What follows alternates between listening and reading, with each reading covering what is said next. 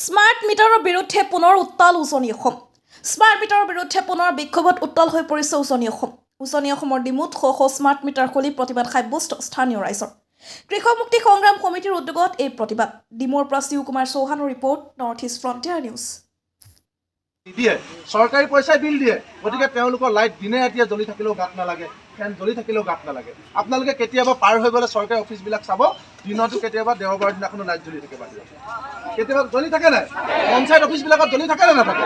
গতিকে সেইটো কাৰণে মিনিষ্ট্ৰী অফ পাৱাৰে, শক্তি বিভাগে সিদ্ধান্ত লৈছিলে যে কাৰেণ্টটো যদি মিছ ইউজ ৰোধ কৰিবলৈ হয়, তেতিয়াহ'লে আমি প্ৰথম চৰকাৰী অফিচবিলাকত স্মাৰ্ট মিটাৰ লগাই দিব লাগিব, যাতে কাৰেণ্টটো মিছ ইউজ নহয়, তেওঁলোক হিচাপী হয়। সেইকাৰণে ইয়াত লিখা আছে যে ক'ত স্মাৰ্ট মিটাৰ প্ৰথম লগাব লাগে, ক'ত লগাব লাগে, চব লিখা আছে। সেইদিনাখন আমি পঢ়িছিলোঁ, আপোনালোকে সকলোৱে জানে এইবিলাক কথা, মই আকৌ সময়টো নষ্ট কৰিব বিচৰা নাই।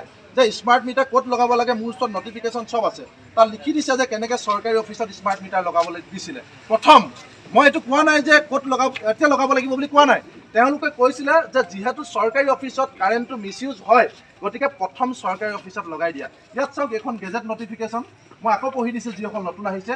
All government officers block level and above and all industrial and commercial consumer shall be meter with smart meter with.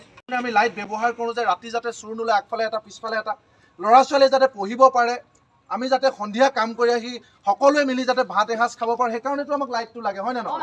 লাইটটোতো আমাক এনজয় কৰিবলৈ নালাগে, হয়নে নহয়? গতিকে এতিয়া আমাৰ আগফালে পিছফালে ৰাতিবোৰ অন্ধকাৰ, কাৰণ ক'ৰবাত হাতী ওলাইছে, ৰাতি মানুহ বাহিৰলৈ ওলাবলৈ ভয় কৰিছে, কাৰণ কেলৈ আগফালে পিছফালে দুটা লাইট জ্বলাই থৈ দিলে পিছদিনাখন মিটাৰত 80 টকা 100 টকা বিল আহে, হয়নে নহয়? সেই পৰ্যায়ত মানুহৰ অৱস্থা গৈছে। গতিকে এতিয়া মানুহে লাইট জ্বলাবলৈ ভয় কৰা হৈছে, আৰু সকলো চাই মেলি চাইছোঁ যে স্মাৰ্ট মিটাৰটো আমাৰ জতৰ কুটৰ ঘাই, হয়নে নহয়? স্মাৰ্ট মিটাৰটোৱে জতৰ কুটৰ ঘাই, হয়নে নহয়? স্মাৰ্ট মিটাৰ লগোৱাৰ পিছত বিল বাঢ়ি গৈছে। গতিকে এই কথাটো আমি জানিবৰ কাৰণে কোনোবা কেম্ব্ৰিজত পঢ়িব নালাগে, এই কথাটো জানিবৰ কাৰণে ডাঙৰ ইঞ্জিনিয়াৰ হ'ব নালাগে। আমাৰ ঘৰত এটাই কথা আমি চৰকাৰক কৈ আছোঁ যে আগৰ ডিজিটেল মিটাৰত যদি একেইকেইটা বস্তু লগাওঁতে 100 টকা বিল আহিছিলে, 120 টকা আহিছিলে, এতিয়া সেইটো কেনেকৈ 800 টকা হৈ গৈছে, হয়নে নহয়?